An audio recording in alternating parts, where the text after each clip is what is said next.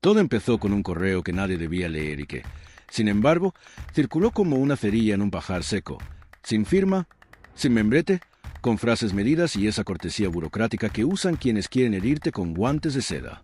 Era breve, casi elegante en su frialdad. En él se listaban prioridades para la próxima asamblea, se recomendaban líneas de comunicación con la prensa y se sugería una coordinación discreta entre departamentos jurídicos de varios clubes para afrontar, palabras textuales, un horizonte competitivo que exige soluciones conjuntas y consistentes. Nada fuera de lo normal a primera vista, salvo por un detalle que levantó cejas en las redacciones que lo olieron. En todas y cada una de las soluciones conjuntas, el resultado previsible apretaba a Barça-Madrid, como si el tablero se hubiera movido un centímetro hacia un quicio incómodo. Un centímetro no es nada, hasta que te toca correr 90 minutos en campo inclinado. Para entender por qué ese correo y otros documentos que llegaron después encendieron alarmas, hay que bajar al sótano del fútbol español, donde se guardan las cajas con las reglas, las cuotas, las pautas de reparto y las liturgias de cada temporada. El fútbol profesional es un rompecabezas de dinero, política y símbolos que nunca se arma de una vez, y lo que para un aficionado es un calendario con jornadas, para un directivo es un mapa de poder con fronteras que se mueven cada 15 días. La imagen romántica del partido que se decide en el césped sigue siendo cierta, pero la camiseta llega a ese césped con la mochila llena de decisiones previas, derechos televisivos, sanciones, horarios, reglamentos que cambian una coma que frena una inscripción, criterios sobre el límite salarial, torneos nuevos que se asoman desde Europa. Así que, sí, un correo que alinea una batería de decisiones administrativas puede ser la diferencia entre salir al sol con el viento en la cara o con las botas enterradas en barro. La idea de un pacto secreto suena a novela barata hasta que miras el contexto. Barça y Madrid no son solo dos clubes exitosos. Son dos polos que concentran audiencia, patrocinadores, influencia en organismos internacionales y un caudal emocional que desborda fronteras. Desde hace años, y especialmente desde que la guerra por el modelo de negocio del fútbol europeo salió del rumor a papel timbrado, se ha hecho evidente que lo que perjudica o beneficia a estos dos no es una anécdota. Cambia balances, contratos, equilibrios de seguridad financiera para los vecinos, y alienta a políticos que vuelan en formación cuando el balón promete réditos. La Superliga, el CVC, las batallas por el límite salarial, la presión de inversores que quieren certidumbres, todo empuja a los clubes a tomar partido. Y tomar partido, en el fútbol moderno, rara vez es una decisión íntima. Es un bloque, una afinidad de intereses que se expresa con votos, con ruedas de prensa estratégicas, con filtraciones a periodistas afines, con silencios sincronizados. Un pacto, si quieren, sin sello y sin champán. El relato de cómo se armó ese bloque, que algunos dentro del sector describen con pudor como el club de pasillo porque se reconocen al cruzarse y apenas asienten, empieza con algo tan prosaico como una tormenta de números. Cuando la Liga anunció modelos de distribución que pretendían equilibrar ingresos entre los 20 de primera, cuando la inversión externa se presentó como maná y como cadena a la vez, cuando las apuestas regulatorias que debían sostener la viabilidad del conjunto demandaron renuncias inmediatas a futuro, se dibujó una línea. A un lado, quienes necesitaban oxígeno ya, los que no podían esperar a que el mercado se corrigiera por arte de magia, y al otro, quienes podían aguantar otros 2 inviernos, convencidos de que la libertad futura valía más que el alivio presente. Esa línea no se superpone del todo con la de grandes y pequeños, pero sí dejó, de forma notoria, a Barça y Madrid con una posición disidente en asuntos clave. Y los que se sintieron legitimados por el número, que suele ser más persuasivo que cualquier discurso, entendieron que debían actuar en grupo si querían blindar lo firmado. Sin grupo, el diseño se deshilacha. Con grupo, resiste. Un pacto no siempre se escribe. También se entrena. Se entrena con la paciencia de quien aprende a estar en la misma página sin necesidad de mirarse. Los clubes que no llevan a cuestas la exposición de los dos gigantes y que a menudo pagan facturas más altas cuando el sistema tiembla, tienen incentivos para comunicar en armonía. Alinean argumentarios, acuerdan cuándo hablar para que el eco sea más grande y deciden qué batallas pelearán en público y cuáles en despachos. Ahí entran jefes de comunicación, responsables legales y directores generales que saben que la fuerza del conjunto afila las probabilidades. Eso no es ilegal, es política corporativa. La frontera que separa lo legítimo de lo ilícito es resbaladiza y depende de dónde se ubique el lector en el mapa del fútbol. Lo interesante para nosotros no es un juicio moral, sino reconocer el método. Si varias instituciones repiten un mensaje con ligeras variaciones y si además empujan reformas reglamentarias que impactan en dos adversarios comunes, el patrón no es un ciprés casual. A eso se le llama coordinación. Los documentos que abrían escotillas venían con pistas.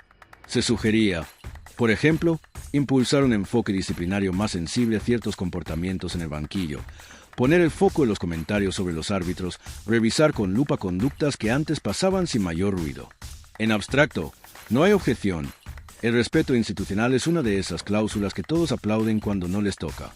Pero con un poco de memoria, uno recuerda que tanto Barça como Madrid utilizan su altavoz con una intensidad incomparable, que reaccionan en caliente, que conectan con audiencias masivas en cuestión de minutos. Hiperactividad que sirve para arrastrar conversación, presionar por clarificaciones y marcar agenda. Si el ecosistema normativo decide que ciertos impulsos verbales serán tratados con el rigor que se aplica, por ejemplo, a una entrada a destiempo, ¿quién se lleva más tarjetas? ¿Quién más se expone? No hace falta señalar con el dedo. Basta con conocer a tus vecinos. Otra sugerencia insistía en el calendario. Desde fuera hay quienes creen que los horarios son dados por meteorólogos que miran el cielo. Pero no. La asignación de jornadas, y sobre todo de franjas horarias, depende de un mosaico de factores, audiencias potenciales, protección de eventos locales, ajustes por climatología, exigencias televisivas, compromisos con selecciones y viajes internacionales.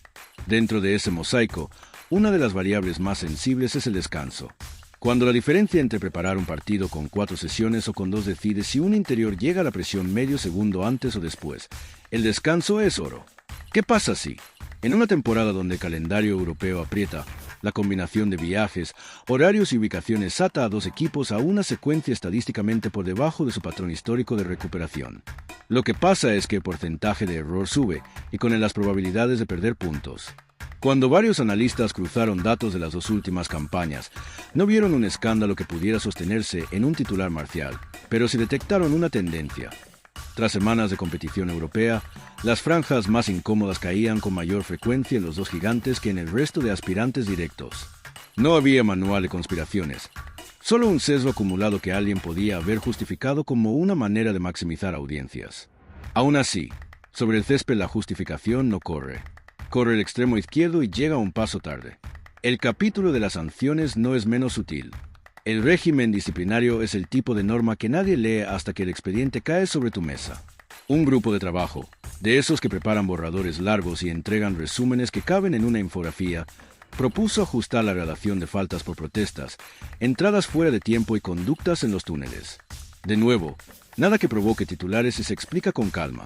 Pero quien jugó o entrenó a cierto nivel sabe que los partidos intensos, los que tienen foco mundial, son caldera. Las cámaras están en todas partes, el micro capta hasta el susurro de un insulto, y los rivales se alimentan de la tensión. En partidos así, es más probable que los propios protagonistas queden expuestos ante una reformulación del código. Una vez más, la pregunta es obvia. ¿A quién afecta de forma más recurrente un filtro más fino de comportamiento en escenarios de alta visibilidad?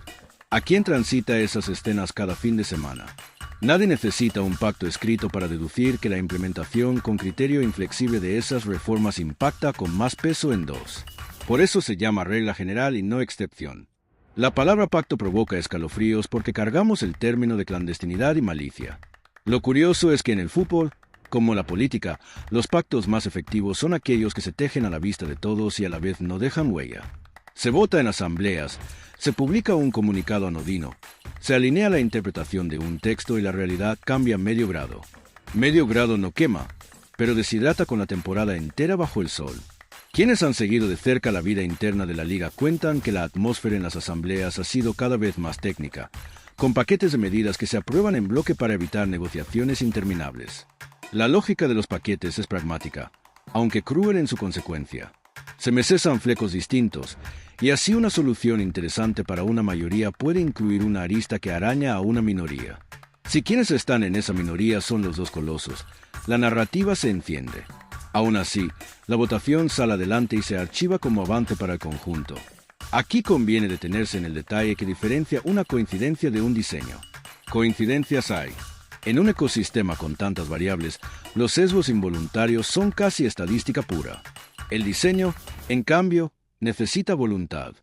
¿Hay señales de voluntad colectiva para apretar a Barça y Madrid? Lo que se ve, sin necesidad de espiar secretamente ningún despacho, son estrategias de comunicación que se han reforzado exactamente en los momentos donde ambos gigantes han desafiado decisiones macro. Cuando la Superliga volvió escena con argumentos jurídicos, cuando se han impugnado acuerdos de inversión colectiva, cuando se han pedido interpretaciones flexibles de normas financieras para la inscripción de fichajes, el resto ha endurecido su postura pública como bloque. Se emiten comunicados en minutos. Se convocan conferencias de prensa para aclarar que el conjunto prima sobre el particular. Se hace pedagogía de la sostenibilidad y se sugiere que la intransigencia es virtud. Ese arrojo comunicativo no es casual, es coordinación. Y la coordinación empuja. El árbitro, que suele ser invitado a estos debates cuando ya va por el minuto 70, aparece como esa pieza incómoda que sirve de excusa y de cortina a la vez. En el relato de quienes creen que existe una mano invisible que empuja, las decisiones arbitrales y la gestión del videoarbitraje son prueba viviente. No hace falta exagerar. Hay jugadas dudosas cada fin de semana, y hay errores estrepitosos incluso cuando el monitor ofrece la repetición en varios ángulos. El problema, si uno lo mira de forma desapasionada, no es que haya fallos.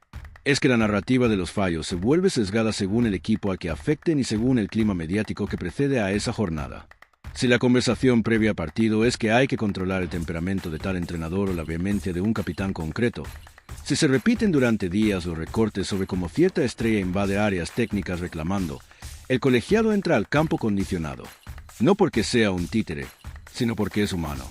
Y en ese contexto, la dirigencia que decide dónde pone el foco cada semana ejerce una influencia que fácilmente cae del lado de quienes están menos dispuestos a tolerar la teatralidad de los dos gigantes. ¿Es eso un pacto para perjudicar? Es un clima. Y los climas, sostenidos en el tiempo, esculpen montañas. Hay un puñado de episodios que, sumados, son lo suficientemente ilustrativos como para que la palabra presunto aparezca sin el rubor de lo infundado. Tomemos un tramo concreto de temporada, con fases finales de competición continental y una carrera doméstica comprimida por el Mundial de turno. En esas 8 semanas se jugaron 3 clásicos de alto voltaje, varios partidos de eliminación directa en Europa y una secuencia a domicilio en plazas hostiles para ambos. Cruzando datos de recuperación, distancia de viajes y designaciones horarias, las curvas de ambos grandes dibujan un valle de desgaste más profundo que el de sus perseguidores. Al mismo tiempo, las interpretaciones del límite salarial, publicadas en documentos oficiales y retransmitidas con precisión medieval en tertulias, se exhibieron como un corse del que era anatómicamente imposible salir, justo cuando ambos necesitaban maniobra para reforzarse por lesiones graves. Mientras tanto, un pequeño grupo de clubes transmitían mensajes casi idénticos sobre la importancia de no ceder ni una atadura en la aplicación del reglamento. Mensajes que se convertían en portadas sin mediación, con comillas generosas y una limpieza de dudas en cuestiones que suelen ser diabólicamente grises. La confluencia de todo eso no es un poema. Es un párrafo con sujeto, verbo y predicado. Hablemos de dinero sin eufemismos. La distribución de ingresos audiovisuales ha sido el campo de batalla más duradero en el fútbol español contemporáneo. El camino hacia cierto equilibrio era inaplazable, y con él llegó la tentación de rediseñar la pirámide de incentivos. Si un modelo equilibra a costa de restar mucho del marginal a quienes más generan, la política se enciende. No es que los gigantes quieran todo. Quieren lo suficiente para justificar su inversión, su riesgo y su marca global. Es de suponer, entonces, que empujaron por un sistema que reconociera esa realidad. A la vez, los otros clubes, que durante años vieron cómo cualquier error se traducía en sufocación financiera, tenían derecho a exigir estabilidad colectiva. En ese choque honesto nació una dinámica en la que, cada vez que Barça y Madrid defendían matices en los porcentajes o los criterios de reparto, otros 15 aparecían como un coro bien afinado para recordar que el equilibrio es innegociable. Ese coro, si se mantiene, se convierte en algo más que una suma de voces. Se convierte en una maquinaria que dificulta los cambios que convienen a los dos colosos. No es una conjura de medianoche, es una línea política que se expresa con una periodicidad que roza la sincronía. Y la sincronía, en política, rara vez es involuntaria. El asunto legal añade capas. La arquitectura de la competición no depende solo del órgano que organiza la liga. Influye la federación, influye el regulador gubernamental en aspectos de competencia económica, influye Europa cuando marca directivas, influyen tribunales que emiten medidas cautelares que cambian de golpe el guión. Los clubes viven esa incertidumbre con una mezcla de resignación y cálculo. Por eso no sorprende que hayan tejido redes de asesorías compartidas, que consulten a los mismos despachos y que incluso diseñen borradores de enmiendas que viajan por los mismos correos. Es natural que un grupo de clubes con intereses similares comparta proveedores jurídicos.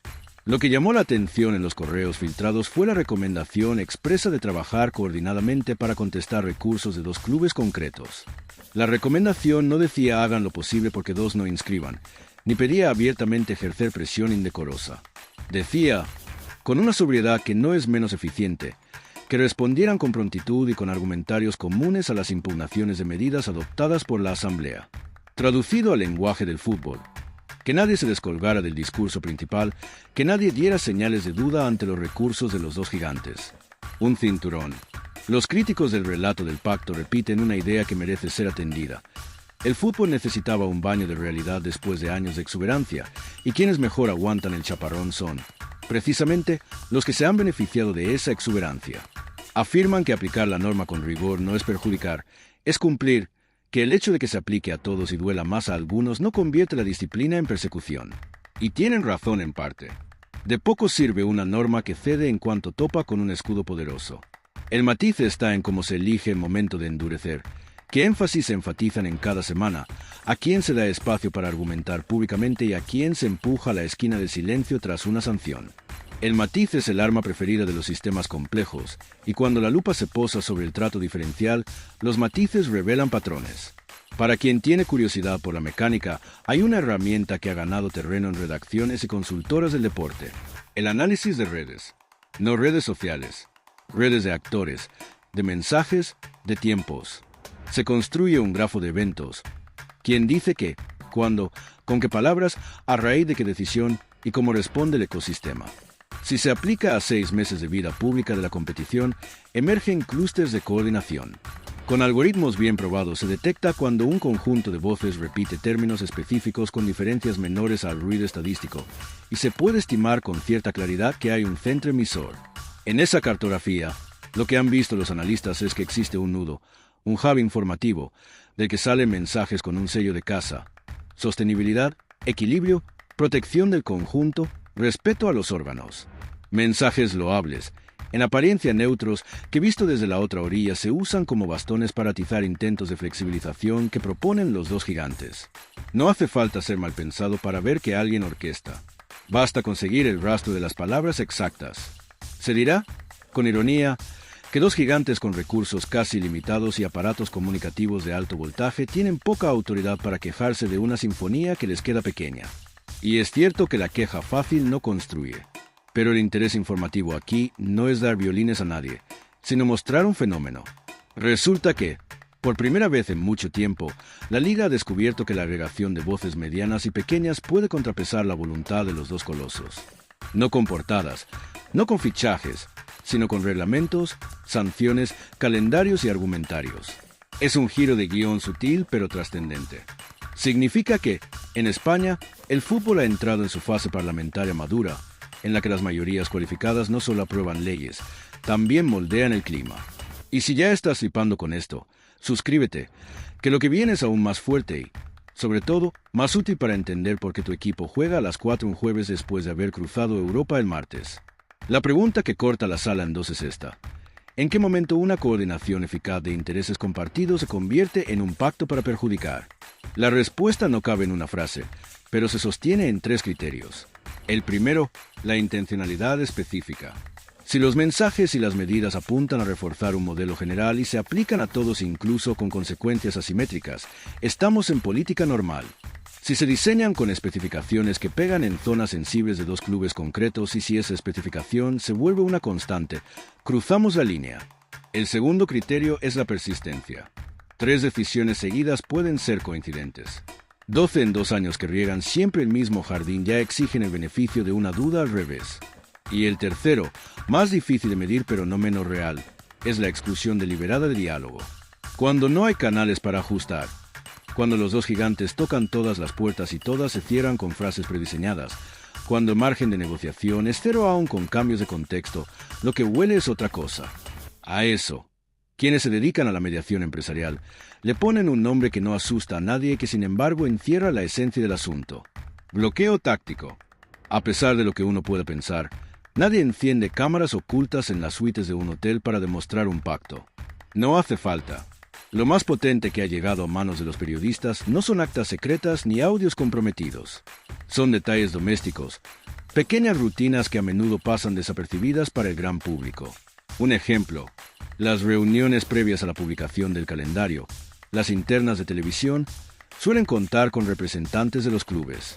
En los últimos años, dicen quienes han estado, la agenda incluye un punto estático: vigilar la saturación de partidos de alto voltaje en ciertas franjas por la convivencia con otros eventos. Sensato, aunque el efecto colateral es que los posibles partidos de Barça y Madrid se desplazan y se acumulan en horarios donde la visibilidad internacional sufre un poco menos, pero el descanso se resiente. Otro ejemplo, en el comité que revisa criterios de conducta, siempre hay espacio para tratar casos modelo. Se eligen infracciones tipo para calibrar la sanción. Durante un periodo, muchos de esos casos tipo derivaban de episodios con jugadores o técnicos de los dos grandes. No porque fueran peores, sino porque había más material registrado con cámaras. Se entiende. También se entiende que el caso modelo se transforme luego en vara de medir, y que esa vara pegue más a quien inspiró el ejemplo. Hablemos de la prensa, que no es un bloque monolítico ni mucho menos, pero que se organiza como el resto. Durante meses se notó una pauta. Columnistas de medios locales afines a clubes que desean mayor equilibrio en la liga publicaban artículos con puntos coincidentes. En ellos se argumentaba que la mano firme era más urgente que nunca, que ceder con los gigantes era traicionar al conjunto, que había que enviar mensajes claros a las plantillas para que respetaran las nuevas normas. En paralelo, cuando surgían informaciones sobre el estado financiero de Barça y Madrid, esas piezas coincidían en el mismo adjetivo, el mismo giro. Se habló de efecto pedagógico. Quien haya trabajado en comunicación sabe que estos alineamientos no son casuales. Hay dossiers que circulan, hay briefings con puntos clave, hay llaves encriptadas que se repiten con pequeñas variaciones para que nadie acuse de copia. La coordinación en la prensa no es menos sofisticada que en la política. Y aquí el efecto es decisivo. La opinión pública acepta como axioma que se debe ser inflexible en ciertas materias, de modo que cuestionar una sanción se confunde con el deseo de privilegio. Con ese clima, el pacto no necesita ninguna reunión en un sótano. Simplemente respira. Los defensores del bloque no niegan la coordinación. Lo que niegan es la malicia. Sostienen que se trata de una vacunación contra la tentación de volver al antiguo régimen, donde el dúo de arriba dictaba ritmos. Según esa interpretación, el resto de clubes, tras décadas de dependencia, han aprendido a usar su voz. El repertorio de herramientas ya no se reduce a negociar por debajo de la mesa con los gigantes, sino a construir coaliciones para cambios estructurales. Esa visión tiene algo de revancha histórica y algo de madurez, y no se puede despreciar. Lo que sí es necesario señalar es que en su entusiasmo por proteger el nuevo equilibrio, corren el riesgo de cruzar la frontera de lo razonable cuando toda desviación del guión se percibe como amenaza existencial. Nombrar esa frontera no es el capricho de dos gigantes enojados. Es un principio básico de gobernanza. Si las reglas son tan rígidas que no contemplan la excepción ponderada, dejan de ser reglas. Se convierten en dogma, y el dogma es un mal gestor de crisis. La economía del fútbol refrenda la tesis del incentivo. Hay patrocinadores que prefieren que el negocio sea estable y hay otros que necesitan nombres pesados brillando en escenarios europeos. Hay plataformas de televisión que rentabilizan picos y otras que aman las mesetas de audiencia. Los contratos se firman a varios años, pero las expectativas se ajustan semana a semana. Si varios clubes medianos y pequeños temen que un regreso a la laxitud les rompa la caja, preferirán un modelo que amarre a todos, incluso si eso implica, a corto plazo, ver menos fuegos artificiales en el mercado de fichajes. Del otro lado, si los gigantes necesitan flexibilidad para mantener un pelotón de patrocinadores con cláusulas de rendimiento, pondrán el grito en el cielo cuando la norma les impida reaccionar a una lesión que se lleva a un delantero por toda la temporada. Ninguna de las dos posiciones es descabellada. Lo que rompe el equilibrio es el cierre de puertas a todo matiz. En esta historia, y eso es lo que la hace más delicada de contar, se palpa ese cierre. En medio del ruido, asoman voces que piden prudencia. Hay técnicos que, con mejor o peor humor, han señalado que el fútbol se gana en el campo y se pierde por detalles propios, y que poner el foco fuera es la salida fácil. Hay directores deportivos de clubes medianos que han admitido en privado que el juego de bloques puede volverse en su contra cuando la marea baje, que convendría dejar margen a la casuística. Incluso hay árbitros retirados que han pedido menos histeria y más reforma técnica, con transparencia gradual en el uso del videoarbitraje para reducir el terreno fértil de la sospecha. La sensatez existe, no es un unicornio. Lo que ocurre es que la sensatez no vende. Y nosotros, que queremos entender la estructura, no podemos conformarnos con frases de manual. Nos interesa el mecanismo y sus consecuencias, y por eso seguimos los papeles, los correos, los discursos que dicen sin decir, las idas y venidas que forman un dibujo. Volvamos un segundo al inicio, a aquel correo de frases elegantes. La razón por la que ese documento encendió la mecha no es que en su cuerpo se ordenara perjudicar con saña a Barça y Madrid. Era más sutil. Recomendaba proteger el rumbo con una disciplina de hierro, evitar excepciones públicas, contestar de forma conjunta a intentos de flexibilizar normas aprobadas por mayoría. ¿Suena lógico en un sistema que ha pactado un marco? Sí. Implica considerar cualquier ajuste, aunque sea puntual y justificado, como una amenaza que hay que neutralizar sin debate. En la práctica, sí. Y en la práctica, ¿quiénes más piden ajustes son esos dos? ¿Por magnitud? ¿Por exposición? ¿Por condiciones de partida? Así que el resultado, aunque sin mala fe declarada, tiende a perjudicarlos. La clave del presunto pacto, entonces, no es la conspiración. Es la arquitectura dirigida para que un resultado probable sea ese. Arquitectura hecha de votos, de procedimientos y de un consenso amigo de los portazos.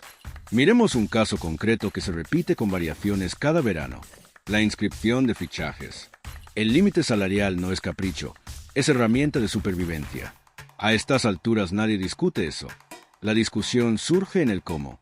Hay mecanismos para generar margen, ventas, cesiones con salario compartido, ampliaciones de contrato con reconfiguración de amortizaciones, entradas de capital aprobadas según la normativa.